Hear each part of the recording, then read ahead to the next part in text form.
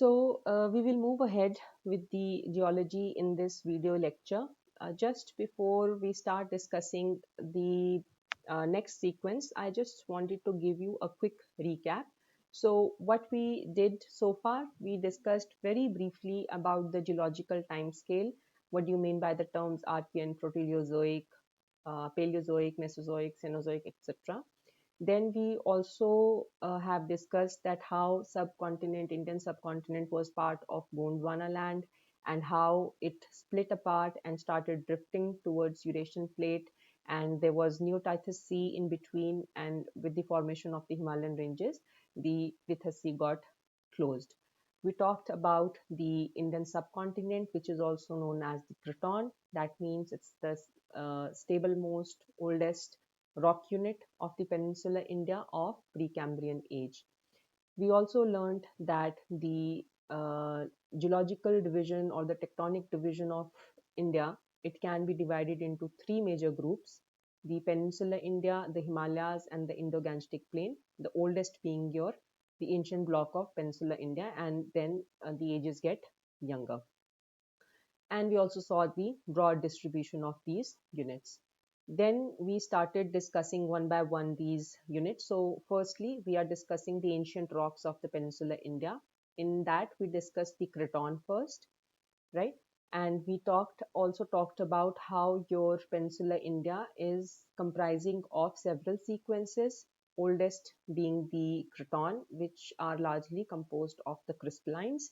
When we say crystallines, we mean granites and gneisses, and they are dated to Archeans. And then, of course, we'll discuss these basins in detail in this video lecture, how we have several sequences of igneous and sedimentary rocks of different ages, and the youngest one is the coastal alluvium, that is of quaternary age, that is 2.5 million years. So we kind of briefly summarized the various sequences of the Peninsular India also. Now in this sequence, we started discussing the oldest, which are known as the Archean cratons. We talked about four cratons: Aravali, Bundelkhand, Singhbhum, Bastar, and Dharwar cratons. We talked about their lithology, which is largely crystallines. We talked about their ages. We also talked about how they are formed due to magmatism as your Indian plate was drifting.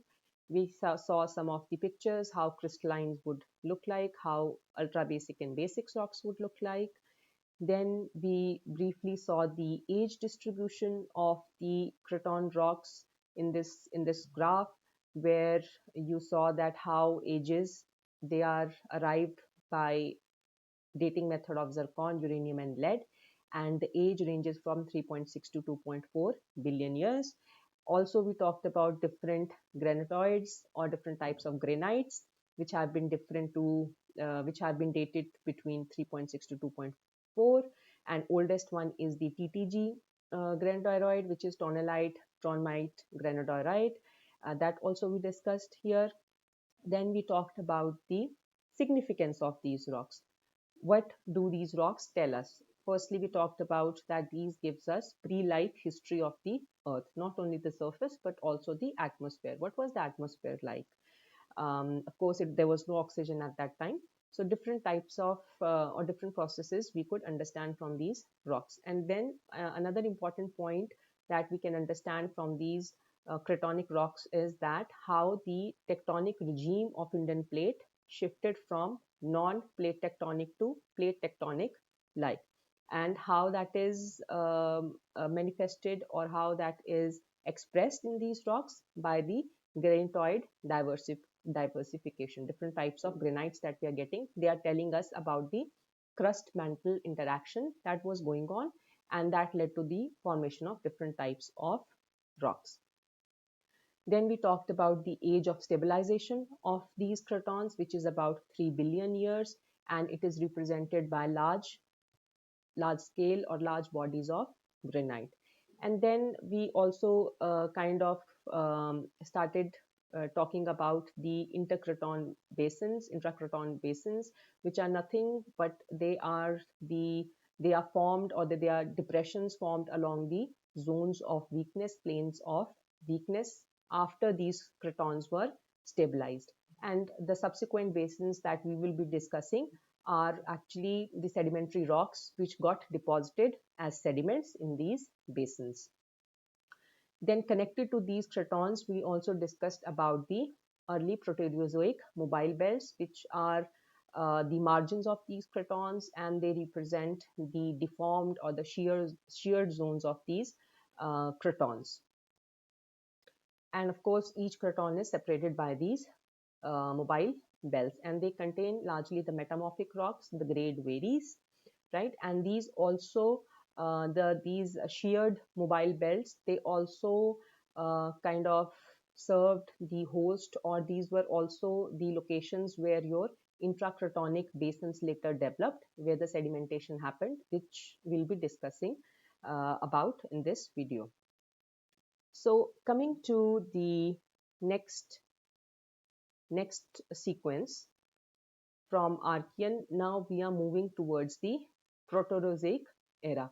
Again, this is part of the craton. So we have discussed about the basement complex, the Archean cratons. Overlying this basement, like you stack the sheets of paper. So one sheet of paper we've discussed about, that is the craton. Now we are discussing the next sheet of paper. Okay, so overlying these Archean basement or the basement complex, we have the Purana Group formation. In older literature, you will find this terminology, but in now we no longer use this terminology. We always refer to rocks with their geological time scale, because it is also easier to make global relationships. But you may find this terminology in some of the text. Now, this is the field photograph of Andhra Pradesh that I've taken from geological exploration report.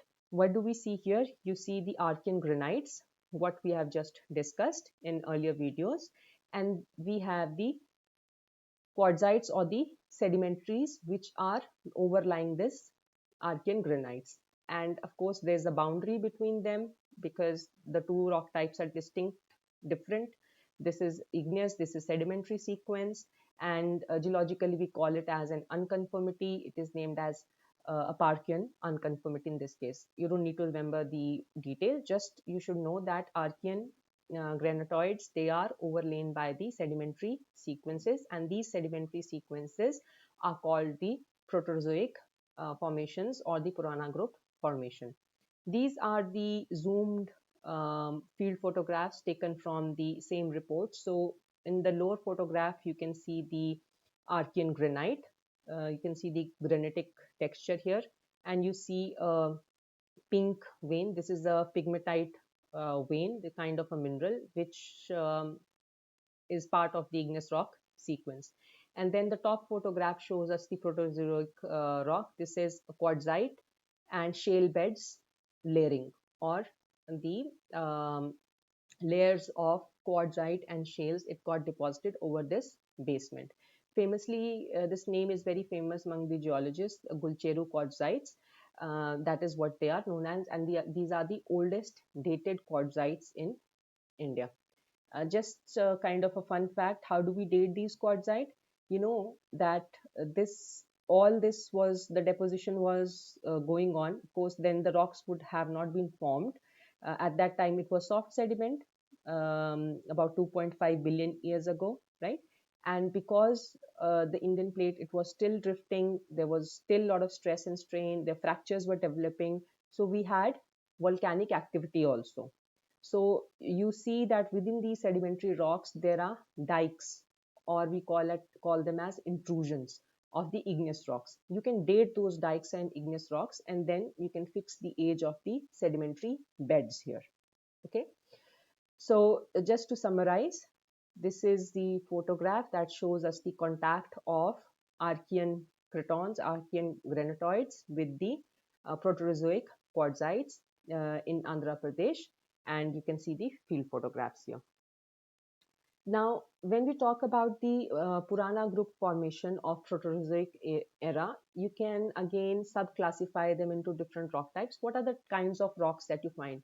One, we have seen that there are sedimentary rocks like quartzite and shale beds we just saw in the earlier slide.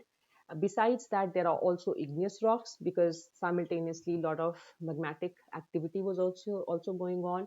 So we find old granites also dated to this period. We have Kudappa system. This we will discuss in detail. I mean, a little bit in detail. We have Delhi Aravali system, Vindhyan system, and then you of course have the younger granites or the intrusion bodies. And together, lastly, we have the Malani volcanics. So you can broadly find these types of systems or rocks within the Proterozoic era, that is about 2.5 to about half a billion years of age. Okay, now let's talk about the Proterozoic sedimentary basin. So what we've discussed, again, I'm repeating, Cratons we have discussed, the oldest basement of the Indian peninsula, and we find this basement actually in the Himalayan region also. Exposures are found. That is the basement of the, I mean, so far that we know, maybe there's something beneath it, we don't know about it as yet. So far the oldest rocks that we know are of the banded basement complex, right? On top of it, we have the Proterozoic rocks that we just briefly discussed about. They are composing of largely of sedimentary rocks, but we do have igneous intrusions as well, which were formed because of the intervening magnetic activity. Now, we also discussed that after the Craton stabilized in 3 billion years, because the drift was continuing, so strain was still there, that led to the rupturing of some of the zones of weaknesses, and therefore spaces or basins were created within the cratons, right?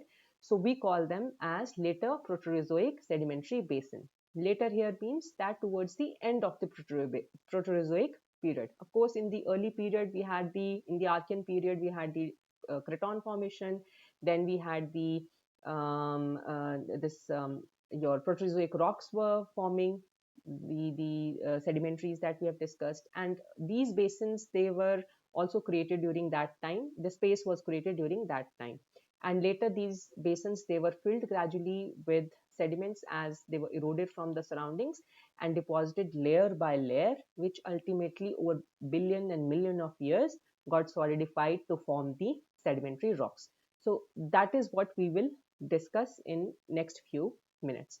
So in this map, what you can see the distribution of Proterozoic sedimentary basin within the cratons. So we have Kudappa basin here, we have Chhattisgarh, we have Vindhyan basin, and other smaller basins are also here, right? Another important information about these basins are that you will see that these basins are located in the proximity of the mobile belts. Now we discussed the major three mobile belts, which are nothing but they are the deformed margins of these cratons. And because they are deformed, they have plane of weaknesses. Obviously, it is logical to think that the basins would develop within these mobile belts. So these basins, they are in the proximity of these mobile belts, and they were formed, all they are dated younger than 1.6 billion years. And I have already elaborated on this. Later, they were filled with thick sedimentary deposits. Okay, very interesting fact that I wanted to share with you is about the stromatolites. Now, you have created the craton, you have created the rift basins, and you have deposited the sediments.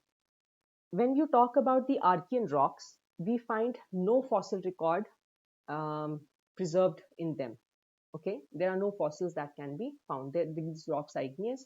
Probably, if there was any type of fossil, it got destroyed, or there was no life as such on the surface of the earth. But the first evidence of life comes from stromatolites, which are deposited in these Proterozoic sedimentary basins, which are actually nothing but they are formed within the mobile belts of the cratons. What are stromatolites? You can see this field photograph. These are the modern day stromatolites. This is, I think, taken from the Indian Ocean near Australia, and they are also called the living fossils. These are alive, I mean, modern day stromatolites, and they are the oldest living life forms on our planet. They are not found in abundance in today's time, but of course we do see them somewhere in patches where the environment is largely devoid of oxygen, right? Stromatolites, what are stromatolites? These are formed, I mean, you can see these are rock-like formations, but these are not rocks actually. How they are formed? They are actually cyanobacteria, blue-green algae, what we call as, they're unicellular, they're cyanobacteria, and they take form of stromatolites once they are cemented over a period of time. So just imagine that layer by layer you have deposition of sediments going on, and this blue-green algae or cyanobacteria was growing on those sediments, and as the time passed by, the sediments also lithified or cemented these cyanobacteria within them. So rocks have preserved, these proterobasic sedimentary rocks have preserved the fossils of these cyanobacteria, which are known as the stromatolite. Okay, and these stromatolites are very important, or were very important, to start life. Why? Because they gave Earth's first oxygen to its atmosphere. Prior to that, it is believed that there was no oxygen in the Earth's atmosphere. And it was this cyanobacteria, with help of photosynthesis, it started creating Earth's first oxygen. Actually, it is also joked that it actually created it, or it actually took the path of suicide. Why? Because it could not survive in oxygen-rich atmosphere. It did not require oxygen. It was producing it as a byproduct to photosynthesis. But it is the most important step in starting the evolution of life on our planet. So we owe a great deal to these tiny blue-green algae, because of whom we are existing and reading about them. Okay, so stromatolites gave the Earth's first oxygen, and that's why they are very important fossils which are found in these Proterozoic sedimentary basins. Okay, I just wanted to show you kind of a cartoon about the depositional environment of these stromatolites. I believe the picture is not very good. I've taken it from a paper, but nevertheless, it will give you an idea. Now, we said that stromatolites are what? These are cemented cyanobacteria which were deposited within the sediments. So what kind of environment these stromatolites grow in today? Also, they are largely found in the marine environments, in the oceans, in saline water, or in near the volcanic vents also, where you don't have much of oxygen. So most of the stromatolite is actually deposited in shallow marine environment, and of course there are different types of it. We don't need to really go into details, but they are largely developed in the shallow marine environment, as you can see in that within the tidal range as well. Okay, and these are how the fossilized stromatolites look like. The earlier picture that I was showing you, they are the modern day stromatolites, right? And these are the fossilized stromatolites. So first two pictures that you see, the black colored kind of pattern that you see within this sedimentary rock, they are actually the stromatolites. And here also you can see the layers, the um, the layers with kinks, with these undulations. They are also the stromatolites. They actually grow in mats. They are also called the algal mats. Algal comes from the term algae, so they are also called the algal mats. They get deposited over a period of time, and that is how they look like within the sedimentary rock sequence. And these two photographs, they are how these stromatolites, unicellular organisms, would look like under the microscope. So you can see this is the matrix of sedimentary rock surrounding it, and this is the stromatolite. Similarly here, this circular picture, or the feature that you see, is of the stromatolite, and the surrounding matrix is of the sedimentary rock. So this is the significance of these sedimentary basins. The sediments within these sedimentary basins gave us the clue about how life evolved first on the planet Earth. And this kind of fossil you will not find in Archean rocks, the basement, but you will find it on the within these intracrotonic basins in the sedimentary rocks. Okay, coming back to these sedimentary basins. In this map, we are just looking at the spatial distribution or geographical distribution of these basins. So you have actually two major basins, the Kudappa Basin and the Vindhyan Basin. So here, if you look at this V here, this is the Vindhyan Basin. This C represents the Kudappa Basins. And there are other basins also, like Chhattisgarh Basin. Then you have Delhi Marwar Alwar Basin. And then there are smaller basins also, like Harihar, Chhattisgarh is there, and then you have the Bhima Basin, Kalgadi Basin. All these basins are found within the cratons, okay, within the cratons near the mobile belts. Okay, if we talk about Kudappa and Vindhyan basins, which are the two major basins, the base of these basins, when I say base, it means the sedimentary base. Okay, underneath we always have the banded gneiss complex. The Archean rocks will always be there, but the base of these sedimentary basin, it comprises of marine sediments. We have already discussed about stromatolites, where you will find these stromatolites within the marine sediments. And as you move towards the upper part, if you move from base towards the upper part, you would have the fluvial sediment sequence. So just to give you more clarity, if I kind of draw this, it's a very rough sketch because there is variability from place to place, but at the base you have the Archean rocks, right, the crystallines. Then you have the sedimentaries which got deposited within the basins. So we have sediments. Within this sediment, the Proterozoic basin, the first layer is of marine sediments, okay, M. And then the upper sequence is fluvial. So maybe you'll see fluvial pebbles, conglomerates here. So this sequence is fluvial. Okay, I hope it is more clear. Otherwise, we can discuss this during the class as well. Okay, so this is mostly about the Proterozoic sedimentary basins.